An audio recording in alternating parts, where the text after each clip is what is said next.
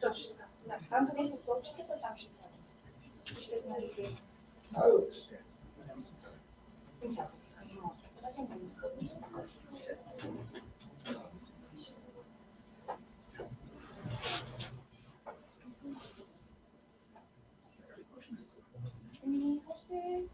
Бих и трябва да кажа.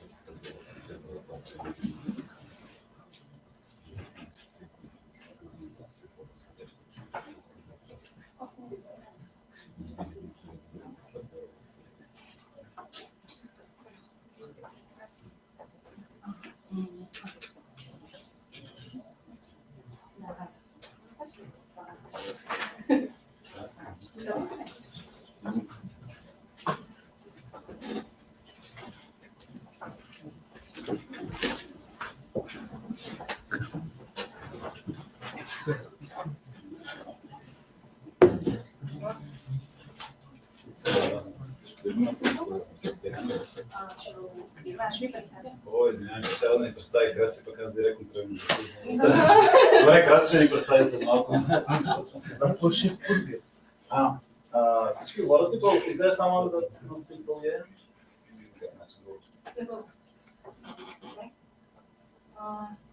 Може да стартираме Вики? Да. Ние представяме Краси. Ние представяме Краси, ще ни представим аз. Здравейте на всички! Искам първо да благодаря, че сте тук и ще ни отделите време да ви разкажа малко повече за Академията и програмите, които имаме. Аз съм Красимира Манашви и съм програмен координатор тук в ARC Academy и за мен е удоволствие днес да ви видя тук на живо. И искам да представя Антони и Милин, които са основатели на ARC Academy и ще разкажат малко повече за същността на Академията и нейното развитие в последните 3 години. Заповядайте, момчета. Значи дадени вече. Вече може. Мерси. Здравейте, аз съм... Маленка, тук да гледаме. Аз съм... Ето къде виж. Добре. Значи ние израждаме като малко такива, като от Muppet Show, тук ни движат. Аз съм Милин, това е Тони. Ние сме двамата така хората, които стартирахме ARC Academy преди 3 години. И така, и първо се радвам, че може да се видим на живо, защото последните няколко отворени врати бяха онлайн изцяло и съответно много по-хубаво, когато може да видиш лицата на хората. Виждаме, че има много деца, наши студенти, бъдещи студенти, минали студенти, родители на бъдещи студенти и всякакви хора, така че ще постараем да отговорим на очакваните и въпросите на всички вас. Обаче ние като не ги отговорим, вие ги задавайте, което в края, така всички неща, които ви вълнуват, е хубаво да използвате времето, че сме тук заедно, за да разкажете. Понеже и двамата сме родители, Тони обаче вече си, така да се каже, свършил работата. Скоро ще съм и дядо, май. Това не го знах. Не се знае. Слабо, като има, не знаеш какво. Така че, това на 20. Свършили с ученето, така да се каже. Моята е едното на 7, другата на 12, така че знам и вълнението, въпреки че има още първа, но аз първо вече започвам да занимавам с 7-ми клас, какво ще учи и така нататък. Дъщеря ми, очудващо или не, така е креативен профил и съответно трябва да мисля в каква посока ще се развива. И така, всички тези неща, както казахме, преди 3 години стартирахме Академията, до някъде случайно, но понеже казват, че случайността е когато подготовката срещне възможността. И при мен и при Тони стана така, че двамата сме се подготвили явно тази възможност да се срещнем, да си кажем, хайде да направим нещо заедно. Аз се занимавах 10 години, бях управител на Сачи, рекламна агенция. Тони, ти си кажи, не ти ги казвам. Аз съм бил в Холивуд, смисъл в филм индустрията, в принцип. Не съм работил на видеоигри, но те са подобни. Бил съм в Pixar много години, от 18 години, като художествен директор. И също аз основах Академия в Рим и 15-та година, която се разви си още там и си растеме там. Така че имам някакъв опит, но това, което ние направихме с Милин тук е много по-така уникално и различно. Но на мен ми е втори път, когато започваме Академия. И едно от най-хубавите неща, които се направят през живота си. Много по-хубаво и много по-смислени от всички тези филмчета, на които съм работил. Си го кажа само. Да. Така че до момента, както казахме, Академията е трета година, сега завършват студентите ни трета година и започваме вече, имаме приема, който е за четвърта година. Имахме един първи срок, който се радвам, че имаме доста кандидати и но това, което след малко ще разкажем, Академията се разраства и в посока нови програми, защото виждаме, че има интерес в различни области, тъй като гейм индустрията е доста обхватна, покрива различни сфери, но няма да издавам, че обикновено да правим с теб. Това ще ми казваме всичко и после. И така. Всъщност да, преди това иска да видя, скоро правихме едно проучване сред деца и семейства в 11-12 клас. И един от въпросите беше колко от тях играят игри. Може ли да дигнете ръка хората, които играят игри? За да видим. Да, значи отговаря, там беше 90% отговора, нали, за това, че в домакинствата играят игри. А освен вас, в семейство има ли друг, който играе игри? Да дигнат ръка, ако има. Значи пак е точно, защото също така казах, че 45% от, освен детето, което играе на 11-12 клас, още 45% има и друг член на семейство, който играе игри. Аз лично имах един дълъг период, в който играх игри, после спрях да игра игри, после започнах с някакви кариери, деца, което си пак някаква форма на игра, по-палава. Но като почнахме Академията, съответно се върнах обратно и видях колко много неща всъщност са ми дали игрите, бях забрал даже колко неща са ми дали игрите. В това да мога да взимам стратегически решения, да поемам риск, в някакви трудни ситуации да взимам лидерство и всички тези неща, които в игрите те се случват по естествен начин. Във времето при мен се прехвърлиха като част от професията и естествено въпрос на човек може да го осъзнае, но пък ние стартирахме Академията с идеята, че хора, които имат интерес към видеоигрите, могат да станат професионалисти, защото това е една индустрия, която се развива много бурно. Всъщност глобален свят сам по себе си има над 2,5 милиарда геймери. Тук говорим и за всеки геймери, както хардкор геймери, така и по-кежуал геймери, хора, които играят един път в месец мобилни игри. И те са функционални на това, че индустрията расте. Всъщност това, че расте много, понеже примерно каза Холивуд, тя в момента гейм индустрията, глобален план е 5 пъти по-голяма от филмовата и музикалната, взети заедно. Тоест, просто мащаба, интереса. Всъщност истината е, че игрите, това за съвременното поколение, това, което за моето поколение, примерно, беше музиката по някакъв начин. Той определяше, формираше културата и всичко друго. За поколението на майка и баща ми телевизията по някакъв начин. На техните родители пък и радиото. Така че те се променят медиумите. Но пък в гейм индустрията, в една видеоигра всичко се комбинира. Там има и история, разказване, и музика, и абсолютно всичко, което като едно агрегатно комбинативно изкуство, което включва много различни страни на много различни типове таланти и професии. Да, абсолютно.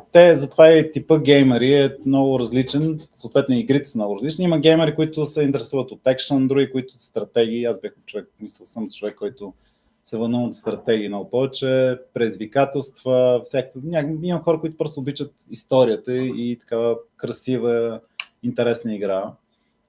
Всъщност игрите вече са много комплексни. Една от последните игри, които така истински много ми хареса, е Ghost of Tsushima. Не знам някой от вас дали е играл, сигурно. И просто красотата на играта, това да можеш да пътуваш някакъв свят, да се потопиш в този свят, отвъд конкретните мисии, там е свързано с самурай и така нататък, освобождаваш от монголци, но отвъд това просто самата игра е адски красива и нали, в един сериал се участваш.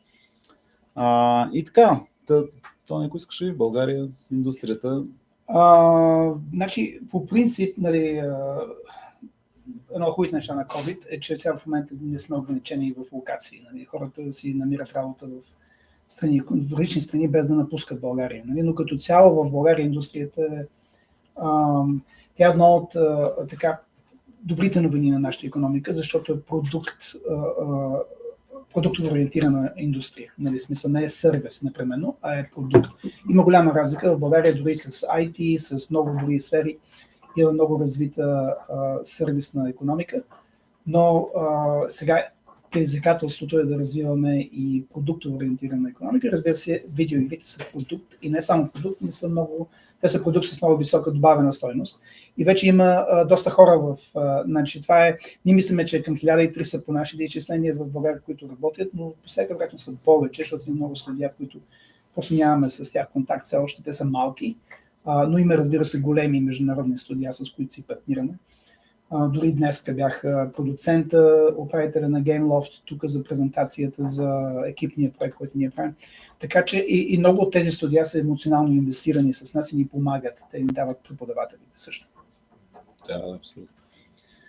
И така че това е едно въвеждане. От тук нататък сме поканали различни хора да разкажат, включително наши студенти, защото мисля, че ви е интересно да чуете от наши настоящи студенти как се случва обучението. Ще ви разкажем за 2 нови програми и всичко друго, което предстои. Така че... Краси, кажи ни какво правим. Краси трябва да излезе. Благодаря ви, момчета. Това всъщност е един от втората година випуска, който в момента учи тук в Академията. Защо няма на снимката? Това е третия. Третия. Това са част от нашите студенти, а това са нашите зали. Вие сега в момента сте в една от залите ни. Ето Тази. Благодаря ти, Кирчо. Имаме още 2, които се намират на партера. Те са малко по-малки, но за сметка на това пък са постоянно отворени и нашите студенти могат да ги ползват, да ползват вътре техниката и да работят по своите домашни.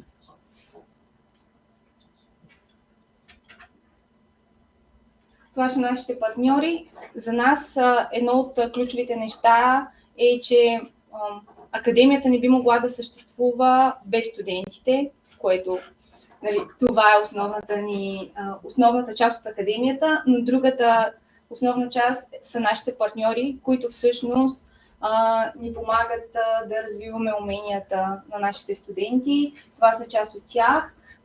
Нашите лектори са изцяло професионалисти, което означава, че всички те работят в момента в студията и опита, който черпят нашите студенти е сега истински състоятелен, действителен, тъй като не е нещо, което е отминало и те могат всъщност да вземат максимума от това, което предлага обучението, а и в последствие за развитие. Това са част от преподавателите ни. Ще забележите, че имаме доста преподаватели от GameLoft. Те са едни от основните ни партньори и, както и Милин и Тони казаха, са изключително инвестирани, както и от Snapshot.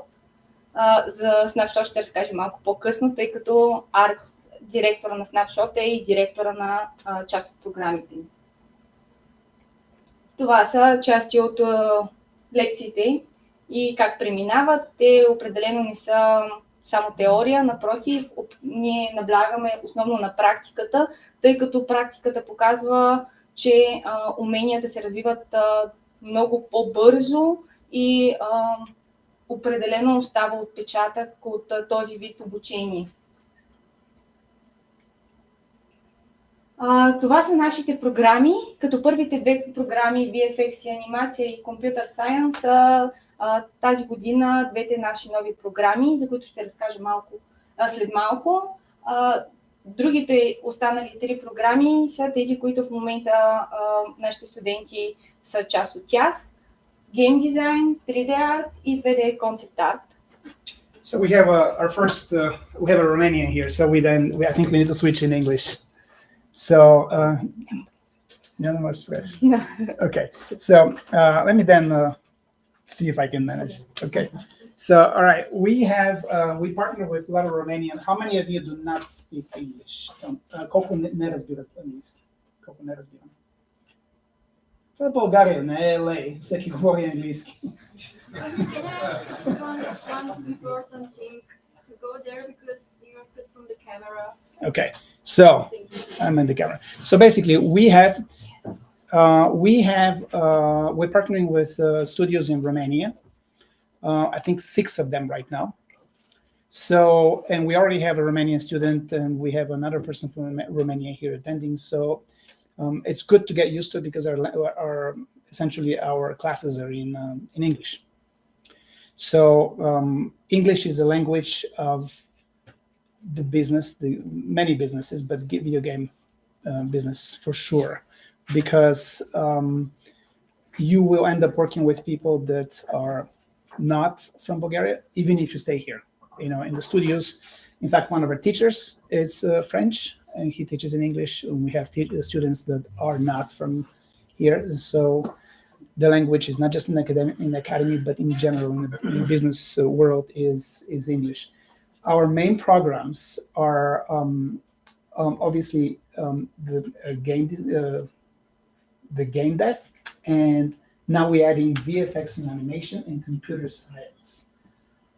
The game dev program is the game design, 3D art, and concept art. So obviously concept art, it's a 2D proposition, but these days every 2D concept artist uses 3D modeling of some sort. We teach in Blender. Blender is a free program that you can download and use, and it's pretty light and it's pretty easy and intuitive. In VFX and animation, the main software is Maya. That's a little bit more difficult, but it's how film usually functions.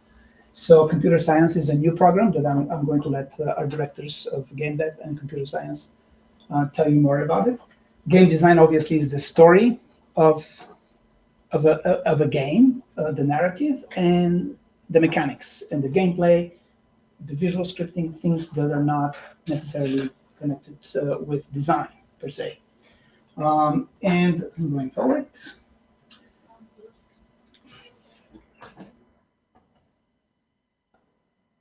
we are in person, and the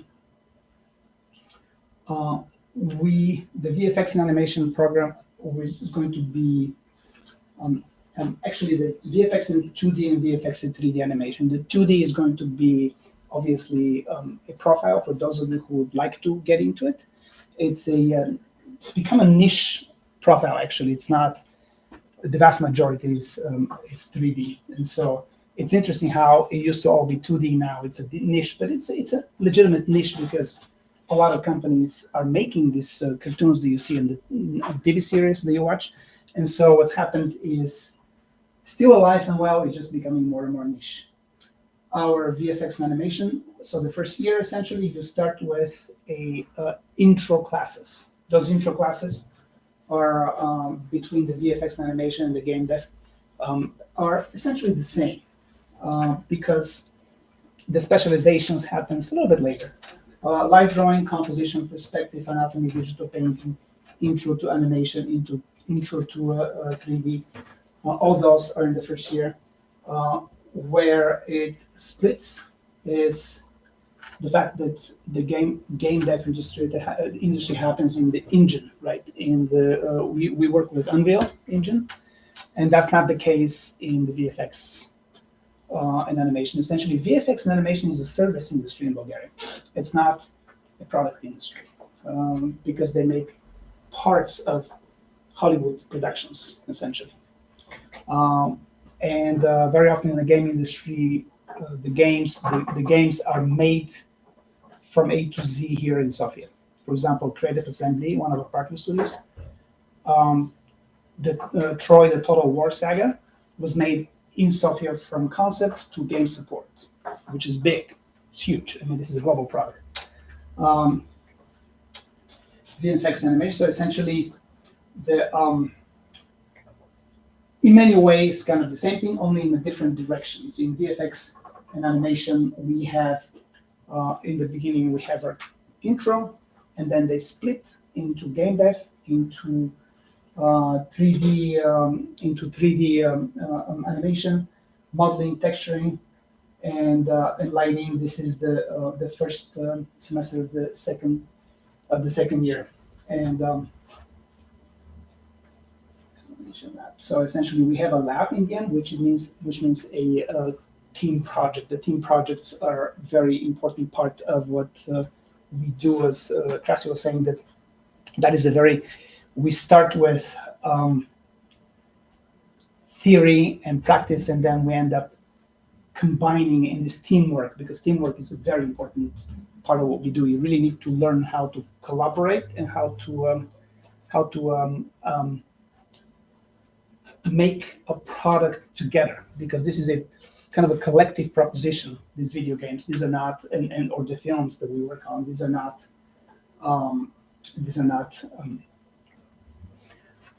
individual kind of performance. I'm going to go through this. So essentially, the Vfx Animation Lab is a project planning, prototyping, business model, publishing, presentation, everything that you need to know. Now we have a great deal of help from the producer of Biancov, who is organizing, helping us with exactly that. What are the different steps? How do you make a project? How do you put a project together? How do you organize yourselves? How do you cast the different students in different roles that you've trained for? And that is essentially something that we realize how important it is. I think in our country here, I don't think it's that different in Romania, but we don't have the tradition of collective work at school. It's very much an individual kind of thing, right? Everybody does their own thing, learn your lesson, get your test, move on. Is it the same? Yeah. Right. And so that is something that we're trying to change here, because obviously, you're going to be working in a context with a lot of different people. And so what's going to happen is you will need to collaborate much better with the people around you. And so with that, I'm going to let Philip, this is our director of our computer science program, tell you about what you can expect from that profile, which is new for us, and we're going to aim at making it as top-notch, as high quality as we possibly can. And let's explain. Hello, my name is Biancov. Like Tony said, I'm the director of the computer science program, which is new. A little bit about myself. I'm a software engineer more than 15 years. The last 7, I'm a consultant in different companies throughout the world. But also the last 10 and even more than 10 years, I do teaching. I do courses at Sofia University, at private academies, and I have a lot of experience doing that. And let me tell you 2 things which I believe important about the computer science program and all the programs in the ARC Academy. One is about gaming. And it's just my view. Like Tony said, companies here in Bulgaria, most of the companies are service-oriented, which means that we as an employees in those companies cannot add more value to those companies. We are limited. And therefore, what happens, for example, with math schools throughout the country? Do you know what? Like, how many of you know what's the percentage of students in high schools, in math high schools, that are going out of the country? Pretty huge. Pretty huge. It's pretty huge. Therefore, our economy is losing. And I believe we here in Bulgaria have to do products. And one of the products that we are very good at doing is gaming. Why? What happens in the 90s? And internet came out, torrent trackers came out. We're a poor country. All of our kids can download games, right? So what happens? We used to know which games are good, which games are bad, which gameplay is very creative, which game can create a lot of money, a lot of traction, story is really cool, art is really cool, everything, music, etc., etc. So we are like a product. We are, as a kids, playing lots of video games, are collecting experience that we could create games after. That's not the case in different sectors like accountancy, aerospace, whatever else, actually. Just because our kids are not doing accounting, our kids are not doing anything else than just gaming. So I really believe that in gaming, we could really add more value. We could create world-class products, and therefore some of the studios, the best studios in the world, are here.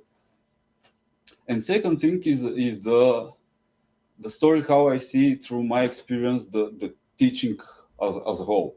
Like, you could do teaching in different disciplines, but they are like, again, limited, since you're not working together with different people. Like every company in the world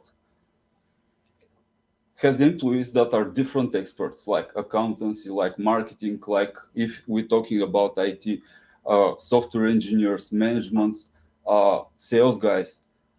If we're talking about video games, artists, a lot of creative people, game designers, and all of those professions have to work together. And that's not part of the teaching in school and in university as well, not only in Bulgaria and again in the world. And that's unique here. And through our talks with companies that will provide us mentors to power that program as well, like the others, is that this thing here, the Academy, is becoming unique by two reasons. Talking about computer science, one is the 2-year program. Since computer science is mainly taught in 3 or 4 years at universities throughout the world. Here we do 2 years. Obviously, like the rest of the programs, it's fully practical. And the second unique thing is what? Can you imagine? Is it the practice? Is it the team experience that at the last semester that we call the lab one, all of our programs will work together, creating a game. Programmers in different teams, artists in different teams, game designers, and our mentors will create a few games, since like 70 people maybe is not something that people will work together, but like 3 teams in 20 with different professions can work together, and that will happen. Maybe to tell you more details about the program. Obviously, we do gaming here. And a research by Harvard, I think, shows that computer science taught by using games is really, really better understood than just plain theory. Not only theory plus practice, but practice exactly in the games. Why? You have like math courses, you have algorithms, data structures, design, computer hardware. All of those are like virtual. Like we have to imagine how math and hardware and things are happening. But through games, we could give really examples. This is Nintendo, this is Xbox, this is PlayStation, this is the hardware and those.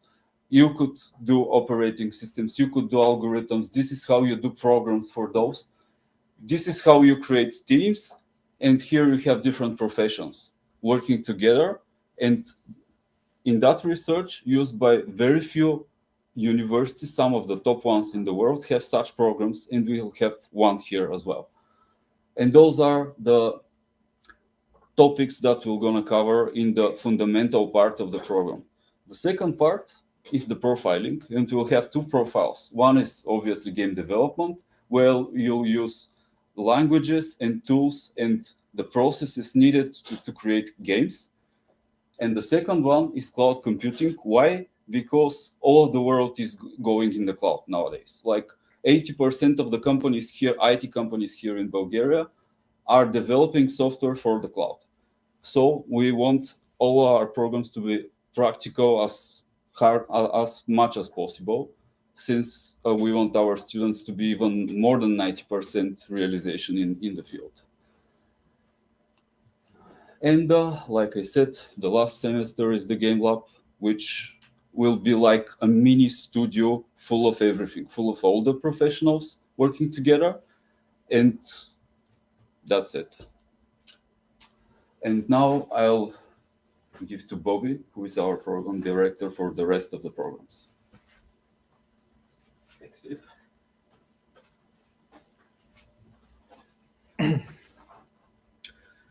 What was the setup with the cameras? Около столовете да се въртя. Добре. Okay, so hey everyone, I'm Borislav Bogdanov, and I have been in the games industry for the past more than 15 years. mostly as a lead artist and art director, working on AAA titles such as Assassin's Creed, Ghost Recon. I have like 3 Assassin's Creed projects behind my back. I was one of the first artists actually that started at Ubisoft here in Bulgaria when the studio was really young and really small. We were something like 20 people actually when we started the studio. Now, you know, the studio is quite huge. And after I thought that for myself that, okay, I have enough from the AAA industry, I moved to join Snapshot Games, being one of the founding team members in the company. Snapshot Games is a studio that was founded by Julian Goop, one of the legends in the games industry, the creator of the XCOM genre. Anyone knows the XCOM game? Have one, thank you. Okay, and yeah, I have been with Snapshot Games ever since. So in Snapshot Games, we are creating our own titles. Currently, we are in the process of developing actually several of them after we finished with Phoenix Point, the last title we did. So two years ago, this fine gentleman, Tony and Milin, invited me to become part of the team that is going to teach and create lectures for new talents in the industry. I gladly accepted. And yes, since then I'm helping also with being the program director of the ARC Academy and making sure that all the art disciplines and design disciplines are well fitted together in our curriculum. So let's see.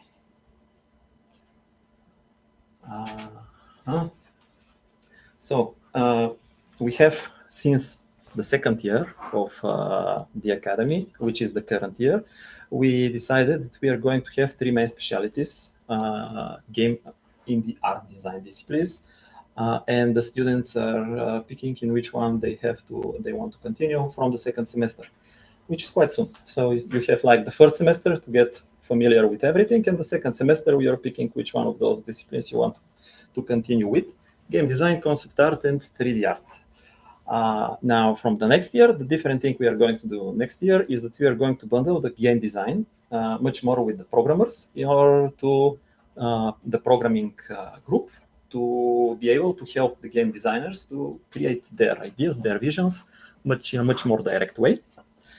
And the other art disciplines will work more iteratively with each other. So let me see now. Time for some questions. How many people from the top of your heads? How many people were picking 3D art now? Anyone wants to continue with 3D art?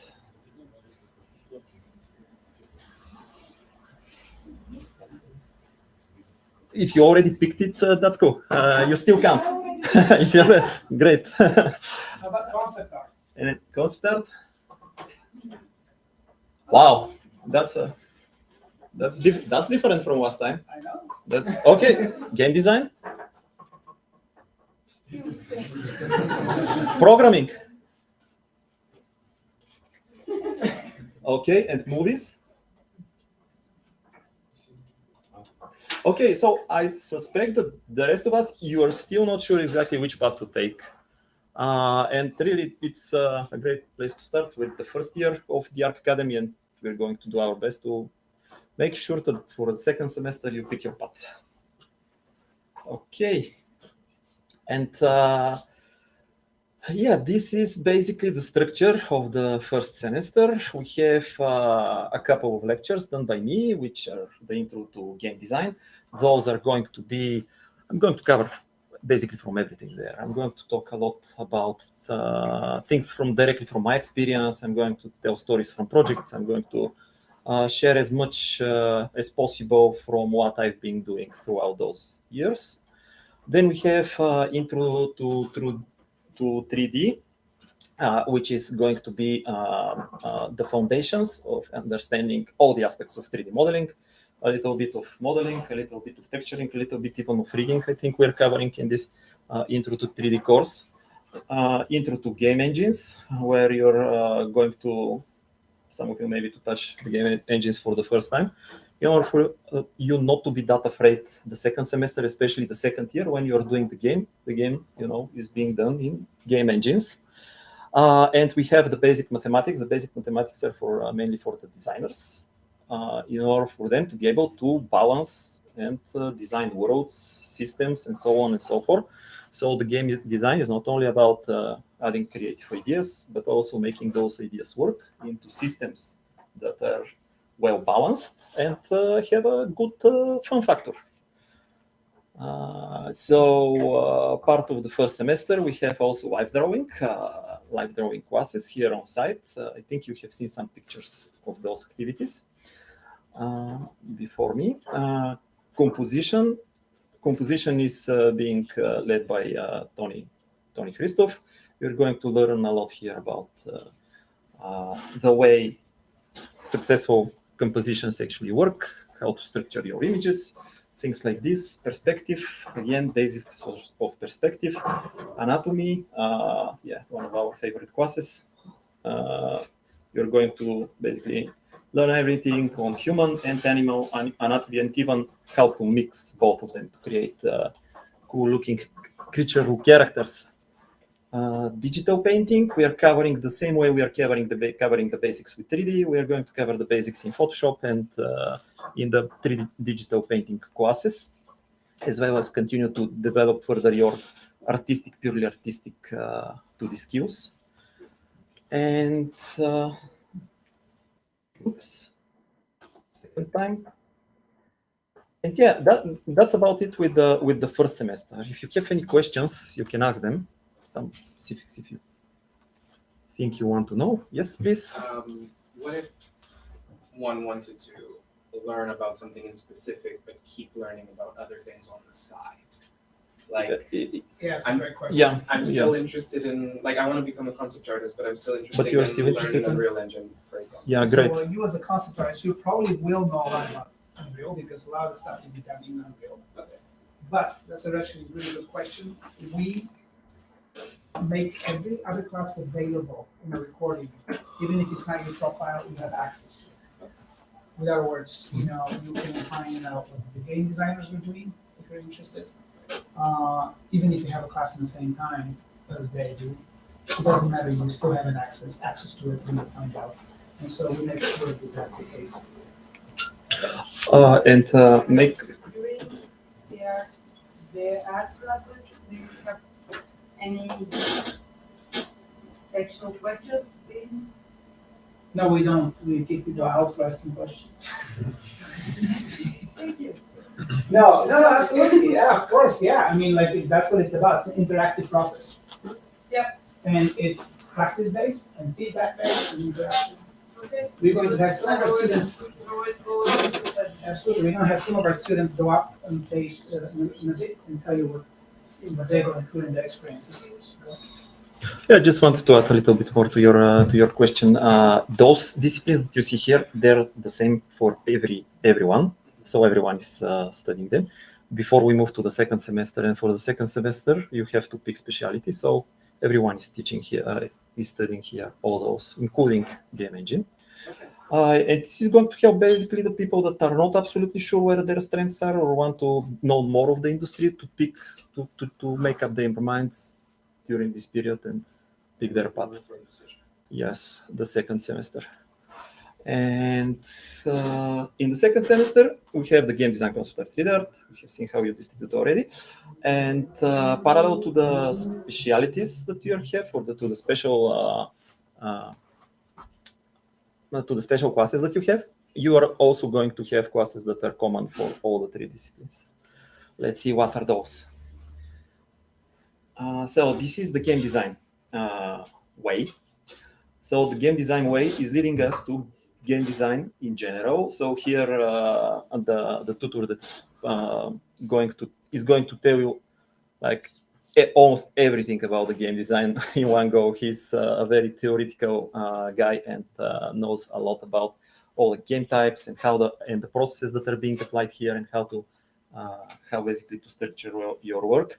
Game documentation, don't skip the game documentation classes. They're really important because the game documentation is the way for you to translate your ideas to your colleagues and to the rest of the team. So it's really important how you structure it.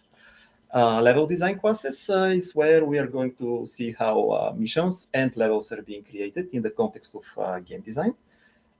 So mission and quest design was part of what I just already said. And visual scripting. Visual scripting is the more technical thing in our program on the game design. Sorry, who was the game designer? Visual scripting, how do you find it? Well, it is interesting, a bit more difficult than I expected, but much more interesting than the usual coding and stuff. Yeah. Visually, it's much better than just writing code. So hard but interesting. Is it like the blueprint in Unreal? Absolutely. Yeah. Visual scripting is the blueprint in Unreal. Yeah, and okay, it's hard now, but hopefully when you start your career in the game industry, it won't be so hard for you then. Yeah. So yeah, it's a really important tool nowadays for designers and even artists, technical artists to know. Many programmers actually are also using quite a lot of visual scripting, depends on the project. But in the context of the game design, really, this is giving you direct tool to try your ideas without a team. Because with the game design, it's really tricky this to be done. Okay, and we're moving to the concept art department.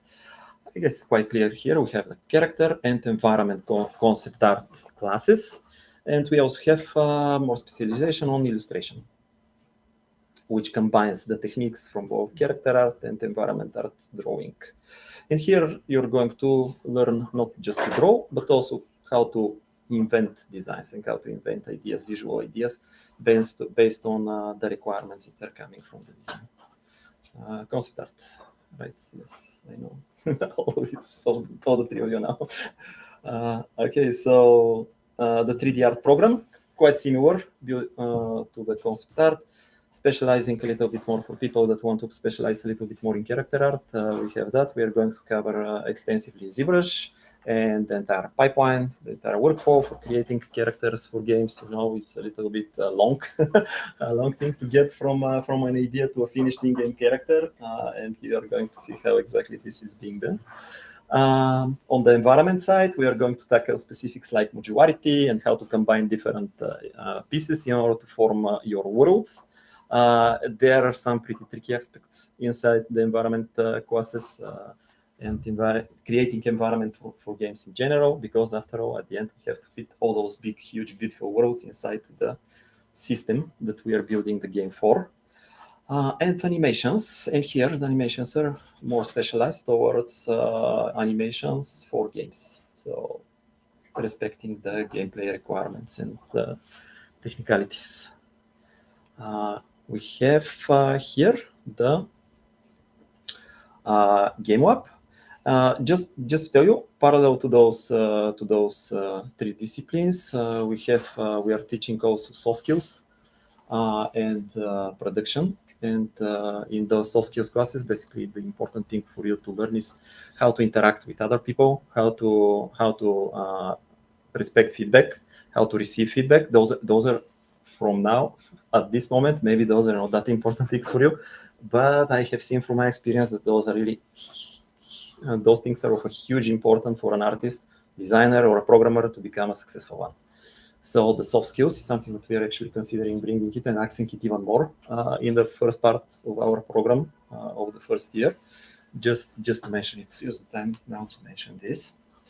And in the game lab, which happens the third and the fourth semester, second year, we are going to do a game. So all the disciplines are going to work towards this common goal. We are thinking that they are going to be actually not one, but several projects, and you are going to be able to distribute yourselves and to form teams. Usually this process happens with the help of very experienced managers and producers. I think Evgeny was one of them, and he's somewhere around here. I cannot see him. And you are going to form teams. I suggest no more than 7, 8, maximum 10 people. To work on your ideas. You're going to go through all the stages of creating a game. You're going to pitch conceptually your ideas in front of a jury. you're going to go through a prototype stage where you're going to experiment with very basic presentation ways, your ideas. And you're also going to do business models and publishing plan. And you're going to wrap all of this at the end into a presentation that is going to be presented again in front of the jury. That is composed of people from a variety of studios, Biancov, Snapshot, others I think are coming as well. Yeah, that is supposed to be really the result of your work at the end of the second year. Participated and contributed in the development of a real product, of a real game. So far from what we have seen, we were actually quite gladly surprised from what we have seen from the previous years and how the students are pushing further and further the effort to provide a polished project at the end. I cannot wait to see what will happen this year and the next. Yeah, really, we were really surprised with the level of quality that they managed to reach from the previous year, which is great. This is like the whole package. What are basically the key benefits? The key benefits from our programs are that one of them at least is that you're going to study and you're going to learn from professionals that are part of this industry. Many of the tutors are people with, like me, with a lot of experience and still working, of course, in the games industry. And you're going to have direct contact with them. You can ask them questions that are very production specific or even specific towards the type of projects that people are participating in. Each project is very different from each other. And each studio is working on, although there is a whole idea of what the workflow is, the specifics in different studios, in different projects are quite interesting. You are going to be able, and in here we have like, I think from all major studios. And beyond, because it's big now that I think we are becoming the regional academy. As I was saying earlier, that's why we're in English. We have a partnership with our sixth Romanian studio, and they're going to be coming here for master classes and lectures, and hopefully look at your work. Internally in Bucharest, it's a lovely thing. I don't know how many of you have been to Bucharest. They have it's a beautiful city with a lot of opportunities there, and so I think that we are already convinced that we need to start thinking regionally, not just locally, and so. That's why we're very glad we already have our first Romanian student, now hopefully the second one here. So little by little, they're coming over here and they're going to become part of our fabric here. And so that, because again, there's a lot more opportunities that are, and in these days, you don't necessarily need to leave the country in order to work for a studio anywhere in the world. Little by little, I think we're going to become much more in person in the offices, but I think that we'll never be 100% in person. I think COVID changed that for good, and so there will be the remote work is already being much more accepted, and so you do need experience before you can work remotely. People would be more reluctant to hire juniors on remote work, but you never know. So. To his point is that we have partnership with a lot of studios, many in Bulgaria, many in Romania, and we're going to be looking forward to expanding regionally those partnerships so they have more opportunities.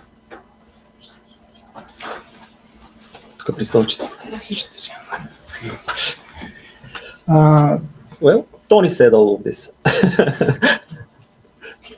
Clicker. Yeah. Okay. What comes next? This here is a game design presentation. That's what it looks like when it comes to that phase where you pitch your ideas. So basically, pitching is not something that's very much addressed in the school system here. Romania? No, absolutely not. So the same thing, presenting your idea. You might have the best idea in the world, but if you don't know how to pitch it and how to convince people, and how to inspire them, it's a lot like a tree that falls into the forest, and it's very important to be able to articulate and to be very clear and to make people see it. And so there's this is what a game design, initial game design pitch looks like. It's just a little stickers on the board with a little with things that we write on. But if you can visualize game design, that's what it looks like in the very beginning, right? Yeah, absolutely. Actually, recently we went through a series of pitches that we had to do in front of investors, and plenty of the team participated in those. And it's really fresh from my experience, this part with the pitching. And yeah, those are very specific things that you might need. You might need in big companies. I participate actually in a lot of pitches in front of the Ubisoft HQ. You might need in a smaller companies if you decided to start up your business or part of a Kickstarter team. Kickstarting team. I see here some smiles. Good luck with that. And yeah, that's pretty important skill for you to have in your arsenal. Okay. Tony? So no, it's you. It's me. Oh, live drawing. Sorry, Our live drawing has some pretty cool models, huh? The live drawing, they're all fitness models, and we pay attention on movement, balance, weight. We don't. I went to a art school here in Sofia. I remember that we had this 80-year-old grandma sitting there, and we were just drawing wrinkles. You did that too? They do that in the UK as well.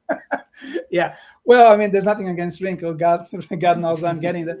But I can complain about it. Sorry? Helps you learn physics. It does. There's nothing wrong with it. But I think because we're designing for game, it's important. The movement, the dynamic, it's very important. And those aspirational models, I think they're also part of what makes the live drawing a lot more fun, because they actually, our models really love doing this. They get into it. They're like, the poses are fantastic. I mean, look at this guy. So yeah. Okay, cool. We know that person. So Krasi is one of our first. She was with us the first year that we ever opened, and now she works with us. We just could not part with her. Yeah. Okay. Who are our students? Is this the time to invite? So we're going to invite a few students, and then we're going to come out here and introduce yourselves and answer questions. This is your time to ask questions and just bury them with questions. Yeah, while they're scanning.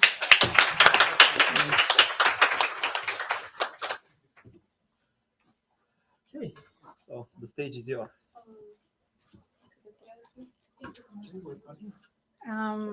Should we sit or just stand? Okay.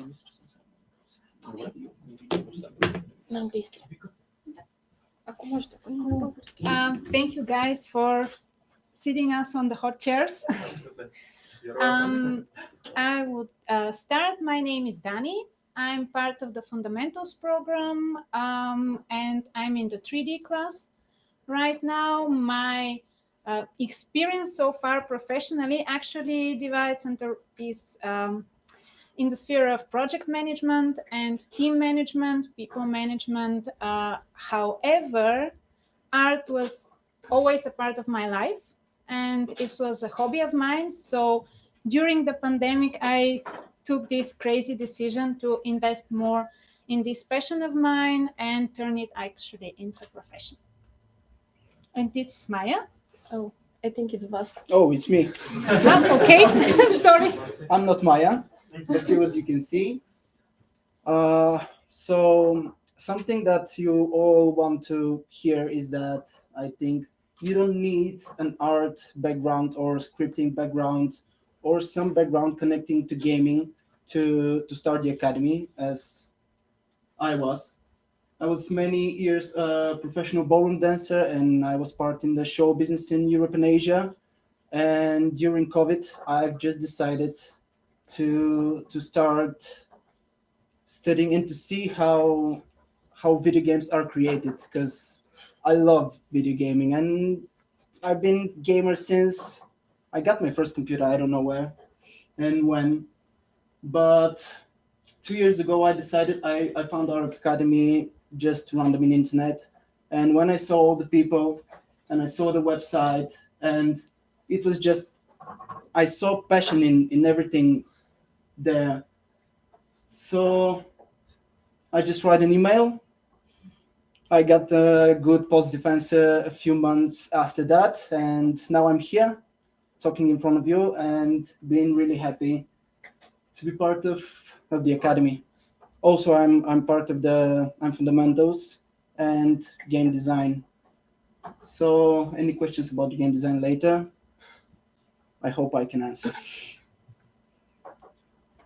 Hi, so I'm Maya. I'm 19 years old, and I study concept art here at ARC. I also study applied math at Sofia University, and for me, games is something that math and art come together to really create something beautiful. Yes. And I decided to apply here at ARC because, as it was pointed out, a lot of people who graduate math schools go to study abroad, and I think it's a huge waste for Bulgaria. And I want to show people that actually there is a realization here in Bulgaria.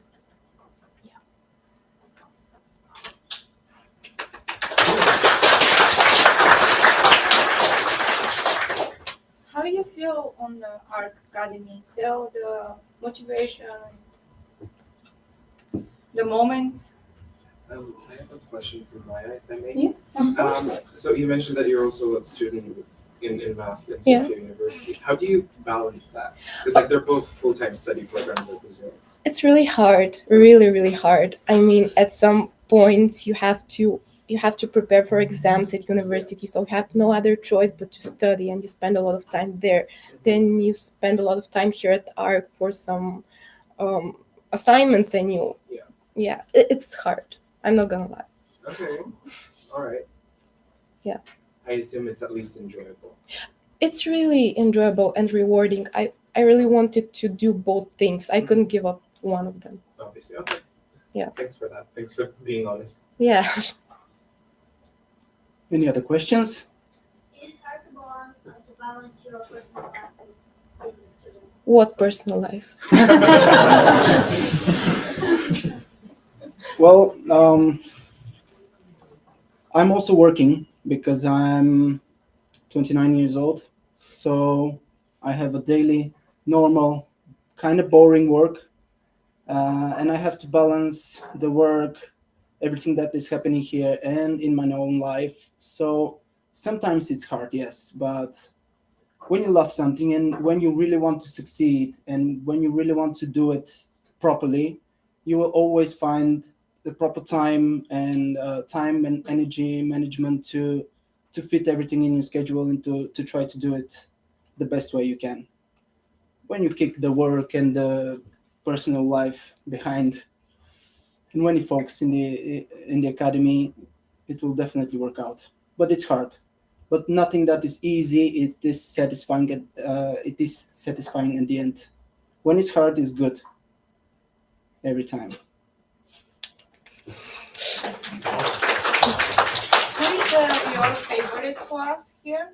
Oh, please let me. Well, I am kind of different case. I originally wanted to do concept art, but just because I didn't know anything else, and 3D got really fast into me. Just wanna also say that has huge possibilities and opens you a lot of doors, even in concept art, because when you're struggling with something, you could model some basic shapes in Blender and then paint it over. You have for free a perspective, cool angle shots, camera shots, so it's quite nice. One of my favorite classes, though, is our assistance class that we have with one of our lecturers, Ivan Spasov, who led us intro into 3D. The first semester, this class is basically an opportunity for you to show your personal work or to ask questions about something that you're struggling with for your other classes. So, for example, I'm using this class to present my own concepts for the 3D classes that I'll then model afterwards. So Ivan is like every time with a lot of houses or some other stuff, different variations. And there you have the opportunity to receive a lot of feedback, even for projects that are your personal stuff. For example, we have a colleague that is preparing her portfolio, and she's showing different characters to Ivan, for example, every time. It has a basic free structure. Everybody uploads, receives feedback, and then if we have some time, Ivan, for example, he started to do a project from concept, and I hope that we'll finish it also in a 3D, because he's also a 3D artist. This is like really great, and that's one of the biggest benefits you get on the Academy, getting your work reviewed by people that otherwise you don't so easily have access to. Like Tony, for example, has an incredible mind, always gives you great ideas that you never could have thought of, and this helps you develop. By the way, we also have special consultations with Tony, so there are great perks in this line of thought. If I might just add that Ivan's also Yeah, I was about to add the same thing. yeah, he's our student. He was a student here, and he got stolen by Snapshot games. Snapshot. He works there, but he came back to teach, and I think Yeah. how many of those? 9. We have 9 mentors. Our kids that we have educated, we have trained, they're not working, and they came back and they are acting as mentors. And they are Essentially, great. They teach to help people do their homework, and that is proven to be extremely useful because students can relate to that much better than someone like you or you know, these old guys with a lot of experience, you know, that intimidate maybe, I don't know. That is not true. Tony always tells the funniest stories. Yeah.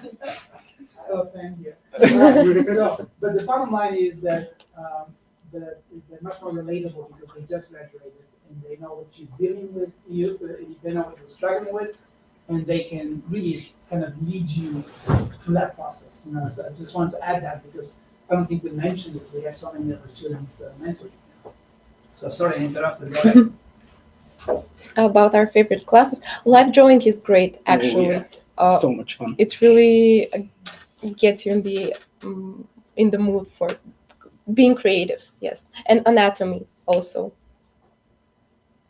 Plus, the 3D artists always give you feedback, even in concept art, which is really helpful for me personally because I discovered 3D when I came here in ARC, and I also discovered that all of the concept artists in the industry use 3D all the time, so you cannot escape it. If you thought you can, you can't.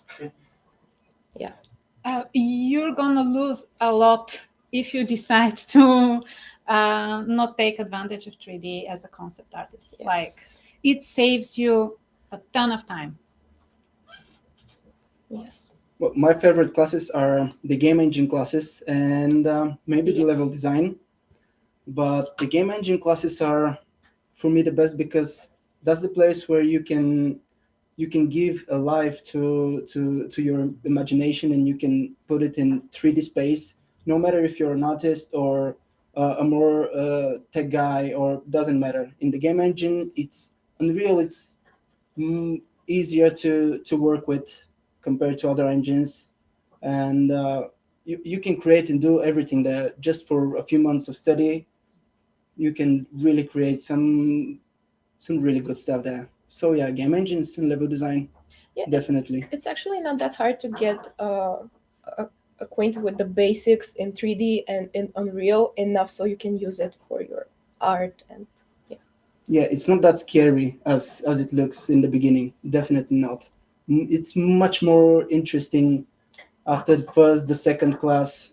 You're gonna get all the connections between the 3D, between the 2D concept art, the level design, game design. Everything is connected, And when you get that idea and that basic stuff that everything works together, it's very interesting. Yeah, and the more you can do, the better. Also. Yeah. You can talk with the teachers. You can talk with your colleagues about everything. Ask for advices, give advices if you have any for anything. So, yeah. Do you have any questions? I don't know. They have, yeah. What was the most difficult part of studying Game engines, or the whole program? Yes. Well, for me, the most difficult is to balance with the university, but I think also because I want to put everything in every assignment, and that's sometimes hard. And when you see it's impossible, you just get depressed sometimes. So yeah, when you don't have also inspiration, because as an artist, it absolutely has happened to everybody, I believe, and that's hard. Just depression. You need to get some real. Yeah. Yeah. I have a specific question, maybe towards the teachers as well. So firstly, when I looked at your YouTube channel, there was like a little introduction video with the teachers and stuff and classes.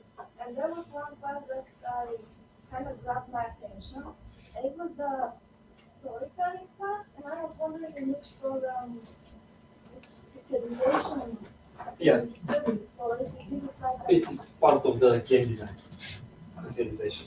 And I have another question. When you study in game engine and this stuff, which programming language do you use? In the game engine, so far we have used just the real blueprint, because the people that are coming to us were artists and designers, and it was not a game engine exactly. It's a visual scripting way of writing code. So it's real blueprint is the platform, is the system. Because that's so hard, because now we have a computer science program that's coming up online, and that's going to be completely different business. Yes. Yeah. We're not discussing this right now because we haven't had any experience. This is new Yeah. for fall of 2020. In general, just to give you some hints. With what? This comes with the birds, like can we download it from our computers or whatever? Download. Like all of the programs that you use, can we work at home? Oh, I see. Well, can you work at home? I mean, the one that we use the most is Blender. That's a free program. Also, it's Unreal. You can. Unreal is free. Unreal is free. But Unless you make we lot have of money. all the software here in our rooms. This is the largest we have downstairs as well. We'll show you a little more rooms. And you can come in at any time. I think Yeah, that we meet come the in. idea by midnight. Yeah, so that's related to my question. If we're here, we're going to use the basis, the material basis, which is here. But if we have assignments and we cannot work here, can we do them at home, and what are the minimal requirements of the devices? We can Of use course. Blenders and stuff. Because if we have no PCs, of course, at home we will not be able to do the assignments. I run Blender on my tablet, so it's really the Blender is really minimum. light. Yeah. Also, it's Blender and Photoshop that you need to be able to run ZBrush. Yeah. You don't need a supercomputer. You don't need a Yeah, supercomputer. that's the question. That's basically my question. Because not everybody can afford something like this at home. But if you say that we can come here and use the devices here till midnight, that's actually quite nice. I mean, the whole day, and then I think you need to get out here by midnight. And but you can come here during the week, and I mean during the week actually we'll see what happens with computer science program. But I think with so far has been that during the weekdays, there's no classes here, so the rooms are available. Okay, that's great. And sometimes I see people just hanging out and listening to the music. We're going to announce when the rooms are free basically for you to use. And there, it's not just this room, the room is Yeah, right. downstairs. Smaller rooms that you can occupy like a group a few people that want to work together, for example, you can call each It's other. not really crowded. No, it doesn't, but I think it's better to have company, so not just by yourself. But, you know, if you're going, you know, people organize. I see them, you know, just, 3 or 4 kids together, they come in and they do the work during the day. So I have another question, if that's okay. It kind of segues from what the person before me just asked. What are the kind of deliverables that we have to present for the courses? Are they like, oh, just show us a finished image, show us the finished 3D model? I'm asking in terms of like assignments.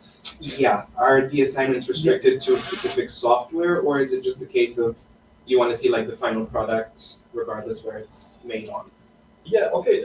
As long as it's in their the assignments are quite different for the different disciplines, as you can imagine. Okay. We have like assignments on game design, level design. They're all really different. They have different requirements, different aspects. Now, in regards to software, can you give me an example? Well, for example, when I'm at home, I work in Photoshop, but when I'm away, I work in Procreate. Oh, yeah. Sometimes lecturers, Works. sometimes lecturers even like it when you present them things on paper. Yeah. Yeah. Yeah, Sketches and that's stuff why like that. what I was asking, if there's versatility. Yeah, it's really cool actually. When you have the options, yes. Yeah. Yeah, I know it's not a problem. Love it. Thank you. I can answer the question about the programming languages in terms of the programming, the computer science programs. In those, you learn more than 3 languages. Just because this is a tool we have to use. In those programs, we teach fundamentals with different practices, developing backend software, developing cloud software, developing for mobile gaming, developing desktop gaming, that requires different languages. But that's not a problem at all. They're like, oh, Mr. Johnson, Yeah, I have a question about the new program about animation in Vfx. Is it strictly for film and movies, or can I be an animator in the game industry? We. So this course that is about to happen is really specializing more for the movie pipeline, the big program. However, if you want to be an animator in the games industry, inside the 3D program, we have dedicated courses on animation, rigging, and those are following the game production requirements and pipelines. So yeah.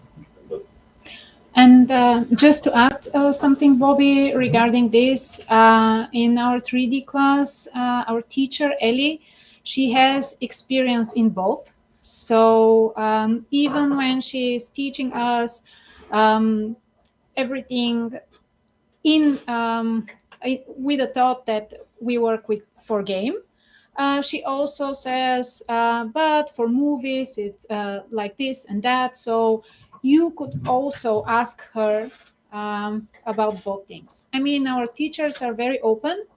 And the more you present to them, the more you ask of them, the more you could take from them. Because usually they're with experience from like plus 5 years and have done a lot of stuff.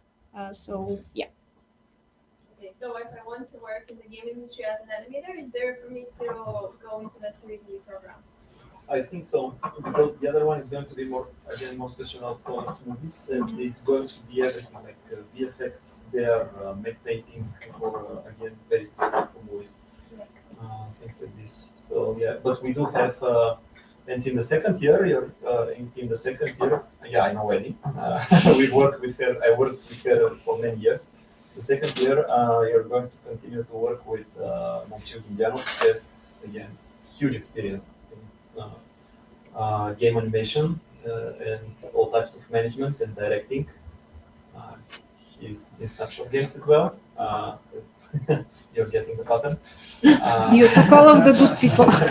The game of Snapchat champions. Took all of the good people. Also, Absolutely. Oh. What qualifications do you need to accept in the group? I think that the most important, first it depends on what, but the most important thing that we try to judge is your motivation. Because honestly, and I usually, when I show up in an interview, I try to extract the promise that people will do their homework. You know? Sometimes, you know, you see somebody is applying and they're doing it because, well, maybe that's actually a good idea, I don't know. It doesn't work this way. You need to be either all in or out, because this is something that we're going to ask you to do. We're very proud that we just did a study, and 85% of the people that spend 2 years in our school are already working. 85%. We don't guarantee anything. This is a creative school, right? If you go to acting school or art school, nobody can guarantee you anything, right? If you go to programming school, maybe it's going to be a little bit different. Perhaps starting next year, we can have a lot more. You know, once we give you a passing grade, that means that you will be working, right? But with the creative areas, it's a little bit, it's a bit of a chance you take. And it's really important to be motivated, because if you're motivated, you will do it, right? Like I said, we have 85% we're working already, which is a really great record for us. I think some of it is function of the hunger for talent out there. There really isn't enough people, everybody's looking for people. And perhaps, I mean, I'm noticing that with every year, the level of candidates is going up here, and the level of people that get out of the school goes up. Because we're becoming a little bit more kind of higher profile, people know about us, we attract people that otherwise would have gone to the Western Europe very easily. And so we're getting better at what we do as well. But as I said, you know, there's a lot of hunger as well. So people, even that we didn't manage to give everything that we wanted to give to them, a lot of them are working as well. So they're learning the job. Yeah. So my question is a bit maybe related to the other one before, but as a whole, what practical skill would you say would help out this aspiring student that wants to join the academy a few years down the line? Maybe not this year, but later on. What skill would you say would help out a student here? Depends for what? What is it? Let's say game design. Okay, with game design, what would you answer that? Game design is very interesting area. It combines both creativity to come up with ideas, but also it requires a lot of discipline and how to say it, structure. Technicalities. Technicalities and yeah, you can call those technicalities, exactly. There is still a lot of creativity in those as well, but it requires you to basically think in a very structured way towards the final goal of the design, to deliver something, again, well balanced, well structured this experience. The player understands it. And you can imagine, for example, if you're designing game designing for a competitive game, how many rules there are in. I don't know. Usually the designers are those that are really creative. They come up with a variety of ideas. They're writing stories even, and so on and so forth. And those that are really into the numbers, into the balancing, into coming up with those exactly systems that are. It's a really complicated matter actually. It's happening there in order to, especially again, if this is competitive game. So yeah, those are those two extremes of the game design field. Of course, there are people that are in the middle and people on the extremities, and it's really about the managers of the teams to find the right combination of people in order to. But between now and then, what can he do to prepare himself more for what's going to hit him when he gets here? On the game design front, you pick up only maybe 2D arts. I'm more asking for the system. Or you think that with the game art is going with the art is going to be more simple? So yeah, for your sister. Yes, of course. For the 2D art, strong experience into drawing, into anatomy. For example, if you want to be character artist, anatomy, perspective drawing, and drawing in general, drawing your ideas, also trying to visualize your ideas. Yeah, drawing objects as well. So what you do is you draw anything that you see, you lay eyes on. You know, your shoes, you kick them in the floor and draw them. Simply because that spatial thinking is very important. You know, how do you see things from different angles? How do they look? Because you're designing things that are going to be seen from different directions, right? And so it's the language of drawing that you need to learn before you can start getting these fantasy drawings. Because we have a lot of people that come to us with a lot of fantasy in their portfolio. But what's more important is the skill, because the fantasy will always have. That's the imagination. That's something that nobody can take away from you. But the skill, the way to express yourself. Somebody said that. So essentially, you may have the best idea, but you cannot draw it. Nobody would know, right? Same thing when it comes to game design, by the way. Somebody said it's exactly the same way. If you don't know how to do documentation, it's the same thing as if you don't know how to draw. All your ideas are wasted because you don't know how to express them. And documentation is the way to do it. Do you want to dig a little bit more on the design side? Sure. Actually, Evgeny is here, and Evgeny is from Biancov. Not to think that I'm biased. So Kenny is the producer of the producer there, and he is the one that organizes everybody with the theme projects. Done an amazing job for us. Yeah, absolutely. So yeah, I mentioned him when I was talking about the second year, how you distribute yourself in teams. And then I was helping this year to form the students to form those teams. So on the design side, again, if you have anything to add, basically how to make an impression or how to get into the game design area from the start. They have no experience, where to focus their efforts. Convenient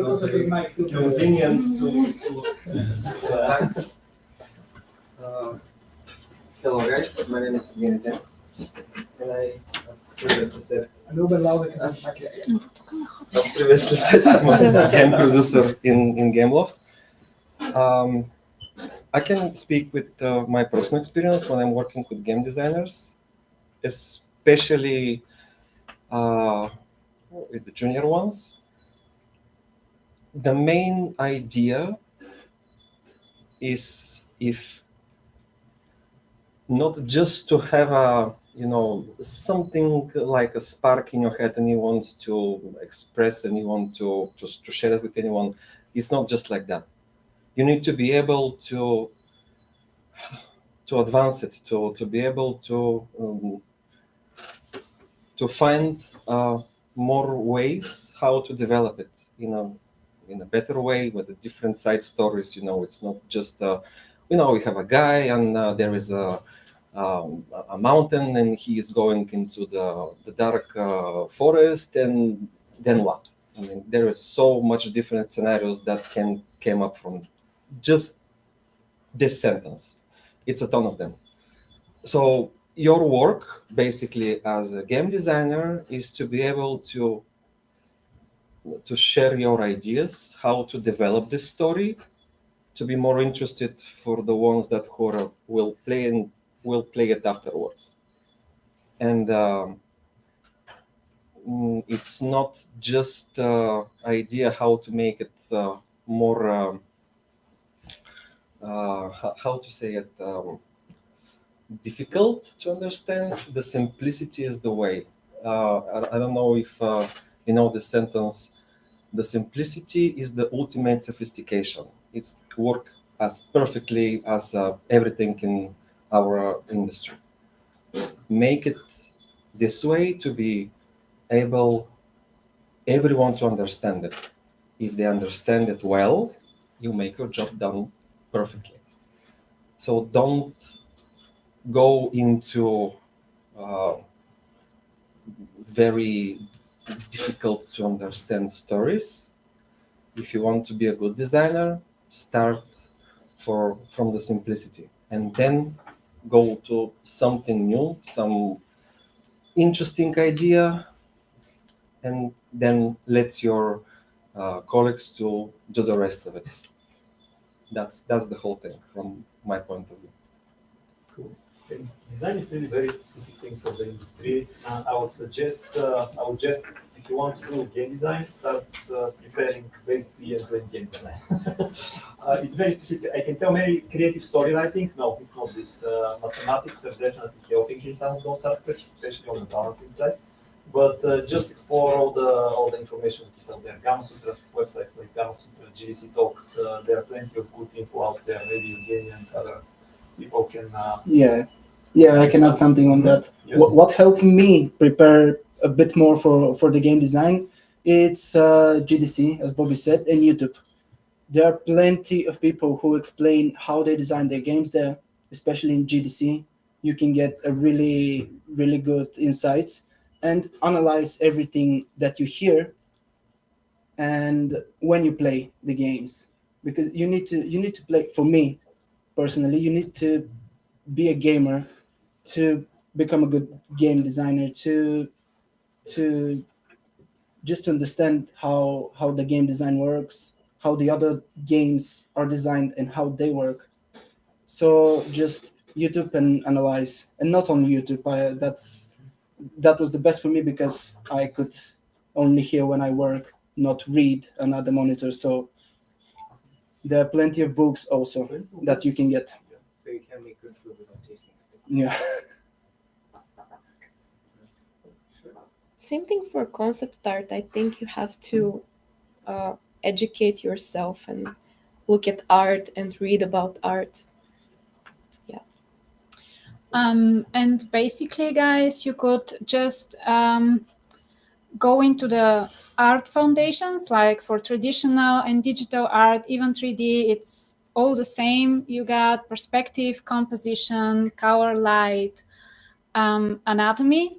So if you have a strong art foundation and you just get familiar with these topics, even like Vasco said, YouTube, books, some other workshops, everything will help you, because we are talking about storytelling, but what we study right now, and we hopefully will do like professionally, would be visual storytelling. So as Ivan says in our classes, I don't want you to write me down what your idea was. I just want to look at your work and guess, maybe this is a wizard, this is the house of a wizard, and he likes cats.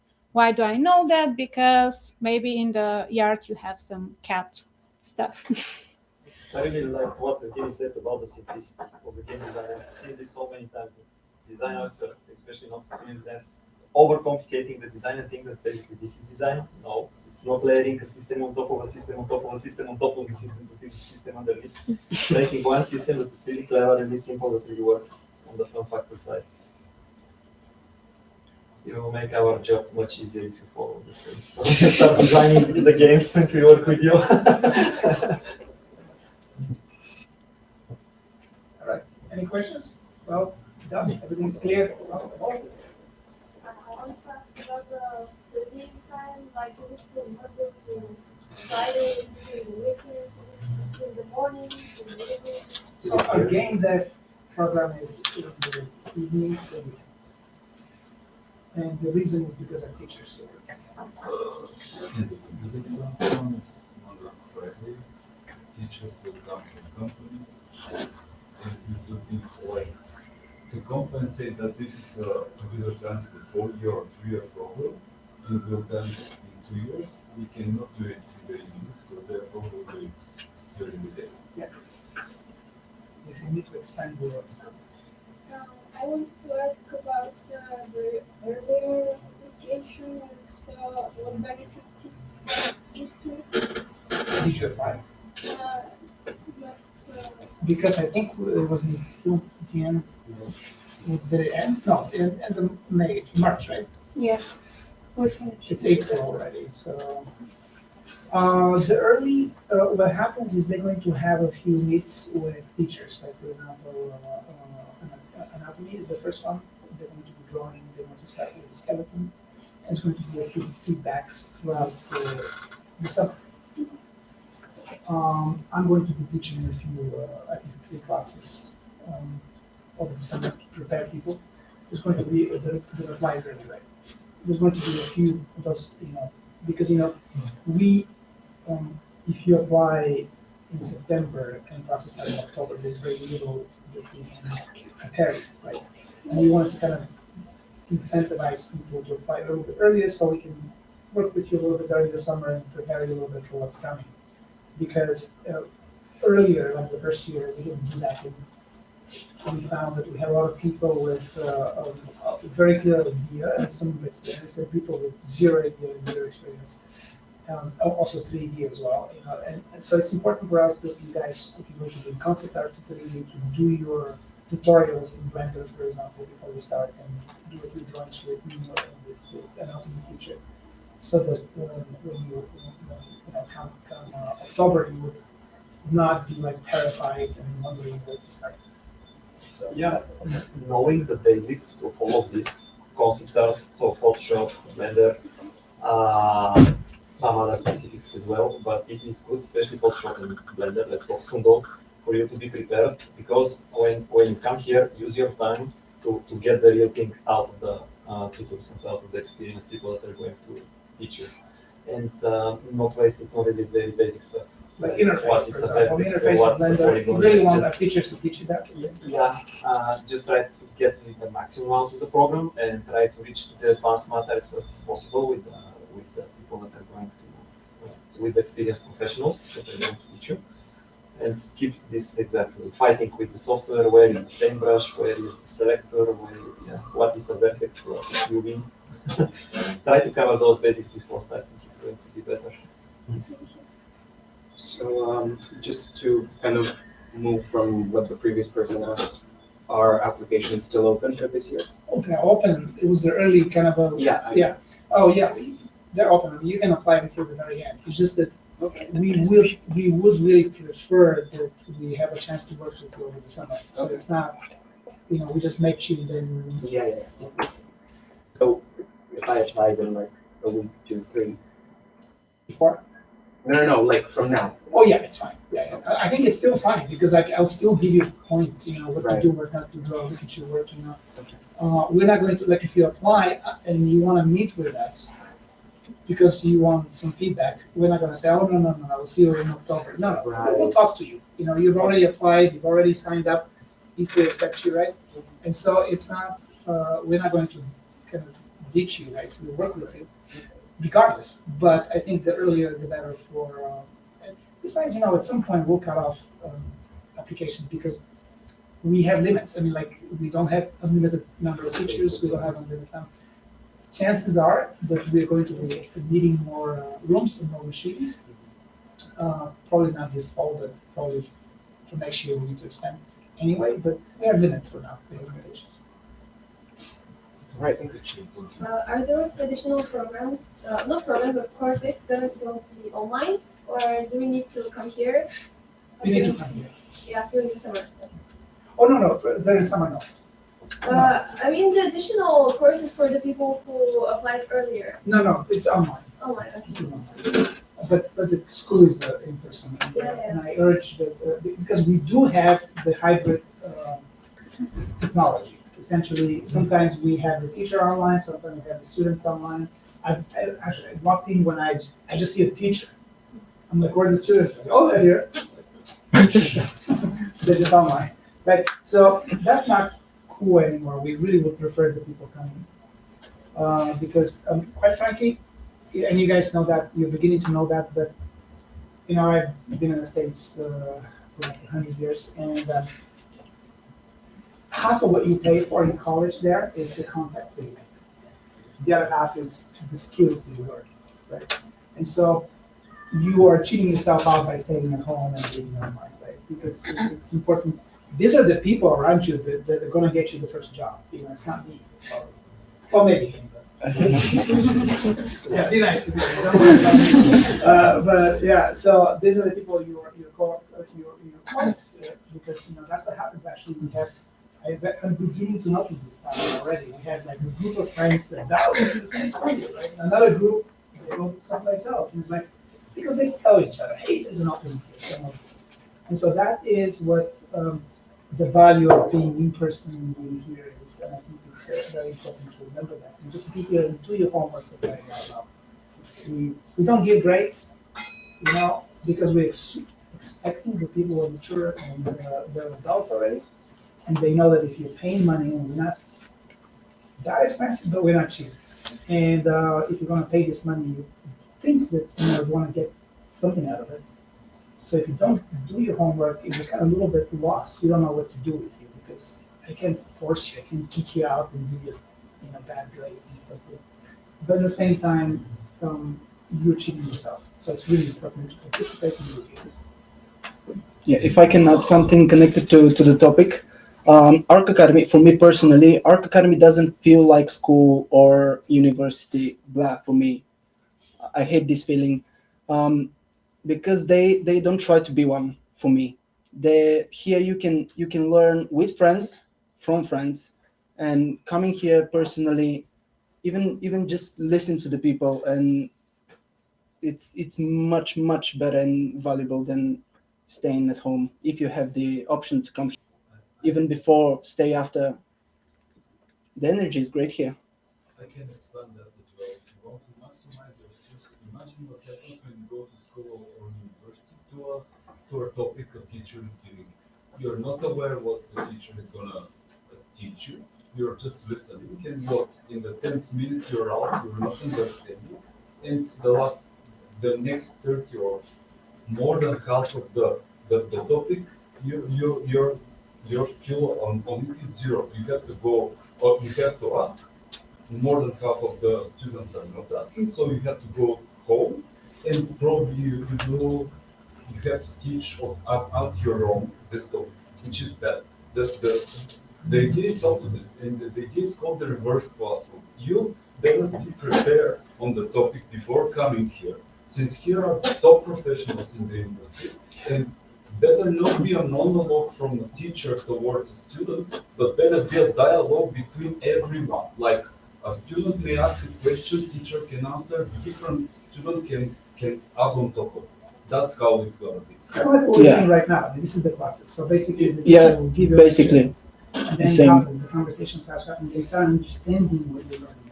Right? Yeah, just to add something, I really believe in the random interactions, like randomly interacting with people or leading to interesting ideas and progressing to an interesting way. And I'm applying this a lot in the work. I really prefer the team to be in the office, but I'm not succeeding that much. That's the new reality.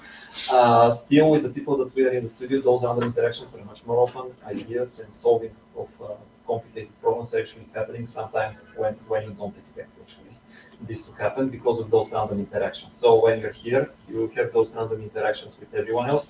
You might get different. Each class might be really different from the others, even if it is the same tutor. Doing it with two different groups of people. I mean, because if you are active and you're trying to bring really as much as possible information out of the tutor, you might get quite unique information, quite unique experience points from the classes. Yeah, it's absolutely true because when I teach, even though I've been teaching for so long, I was teaching for 12 years in the San Francisco Academy of Arts before when I was working at Pixar, and I've been teaching, but not until you start having a conversation. That's why, I always tell you, show me something if you want to learn something from me. Unless I see something, then I remember something. Oh wow, I should tell them this, and then I just, it comes up to me. But that requires proactivity on your part. And another thing, I just lie. You can't apply until the very end. I just have to something I don't deal with that point. So I thought, why not? I mean, the 14th of October, we like you, but apparently that's not the case.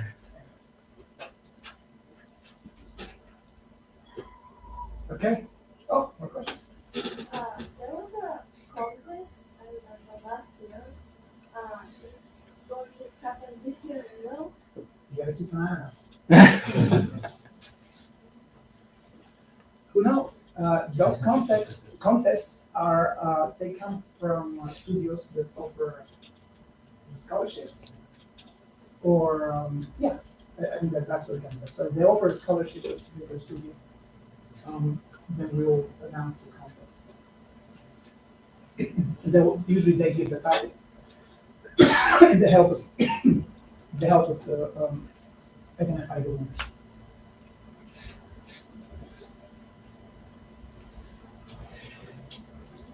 You're not funny. Не сте наказани вече, може да се каже. Thank you so much. Appreciate it.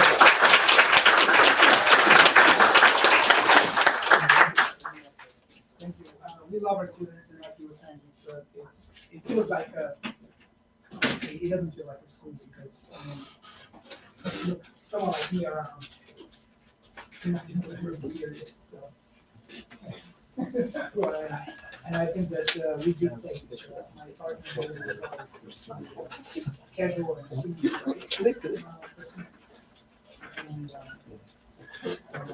And because we're parents, so no bullshit with people because we've seen it all. So and so yeah, we have something.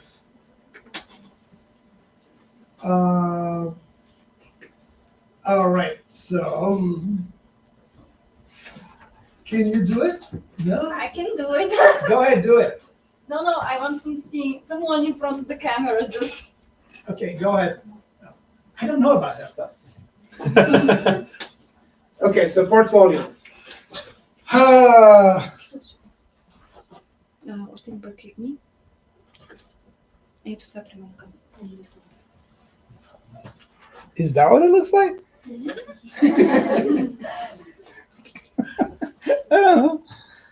Okay, good. So, see that? That's what it looks like, the flying. This is fun. Interview. You have an interview? This should be in English too. So, and thank you, Game On. I can do this shit.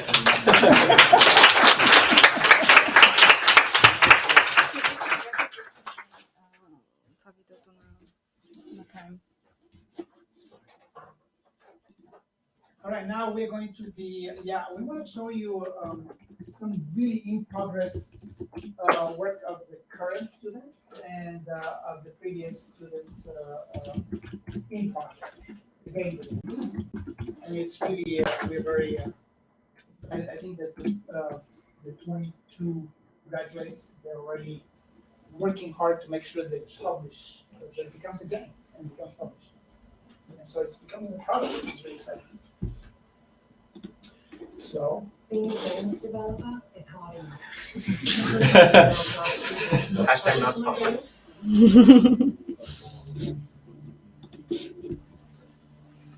It's the previous year. A little bit more sound.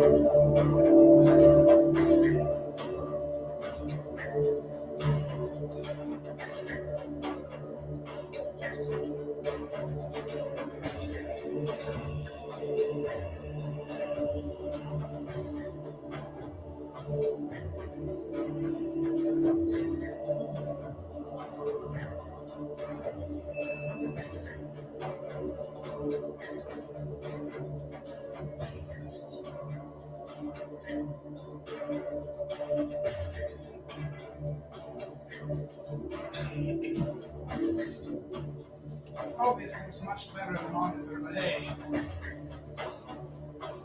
just let me have this imagination.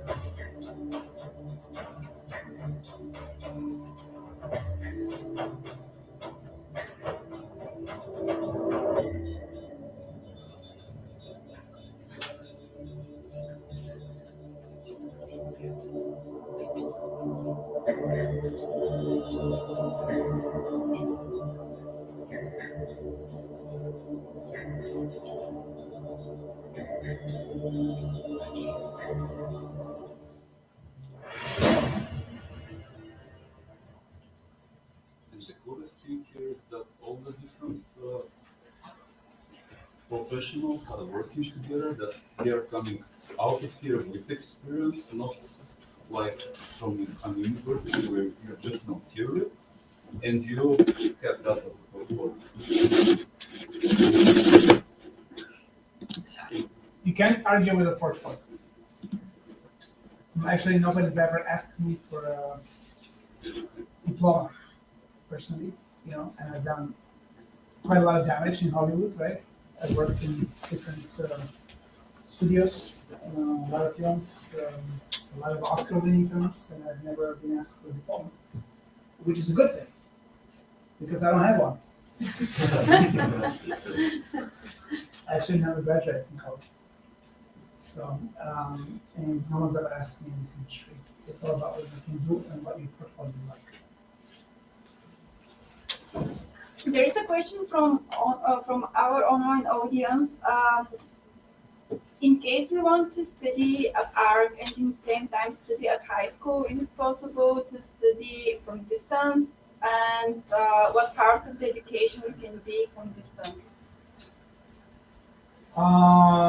Is it possible? It's not. It's something that we need to look into, but most likely not a good idea. You need to be kind of here. If you're in high school in Schumann, for example, tough. If you're in high school here, you can take the time and be here. That's a little bit more doable, but we need to find out. We actually had somebody who, we actually had somebody like a 16-year-old or something like that applied, right? And or 15 or 16, just recently. And we said, no. But he insisted, and then we said, can we talk to your dad or mom? And the dad showed up, and he said, no, please accept him because he's gonna die if you don't, you know. And so in that case, you know, obviously they're going to make sure that his school doesn't suffer, his high school doesn't suffer, and he's here, you know, full benefit. But if you have the, if that person, if you have the support at home, if your parents are completely behind you and they're going to support you, make sure that you know, you can do this, then we can look at it. We can look into it, but it's not going to be easy. So to be honest. So any more questions? I wanted to ask about scholarship made for Bulgaria. Yeah. It's not a scholarship, it's a guarantee. It's a loan guarantee, and we don't know how many there are available yet. There's a limit to that, so we'll look into it. Right now, we're talking to them. It's a kind of loan that with every year you stay in the country working in Bulgaria, 20% go away. They cover it until you owe just basically the interest to you know, goes through to the bank. But it's a good deal for the students. I just don't know how many we're gonna have each year. We might not have that many because we have a lot of our students from first year that would like to continue to second year, and perhaps they would want some of that, some of those benefits. And so we don't know what's going to happen. But there is such a thing. You heard right. It's just that it's the exact number is not 100% sure. So is there a timeline on where that's going to be confirmed, or because I was kind of interested in that as well? Or is there someone we can talk to that kind of knows the workings of ARC and the workings of the? No, just ask for a consultation with us. Go on the website and drop an email for consultation or application or whatever, and then we can see what we can do. I'm not sure how that. We can talk about it during the application process. Of course, yeah. Okay. The person that you will be talking to is Deня. She takes care of everybody that she takes care of the students. You know, of your needs, of your. I don't know how she does it.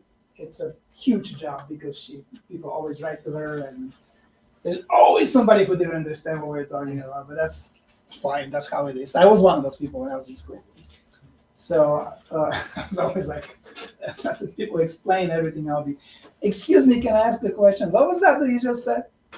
So anyway, any more questions? No, we're good. All right, so we'll show you the rest of the premises I want to kind of brag a little.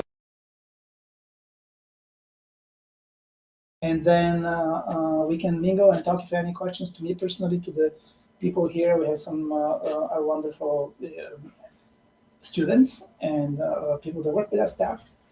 And again, we also look at our academy as a place where our students eventually would come back to and work with us and teach with us and be invested, because that's where you started. A lot of you guys, hopefully you will be working somewhere, and you will look at us as the place where the whole thing began. So we'd love you to stay and develop with us as well, because we are here to stay. So, all right, guys, thank you.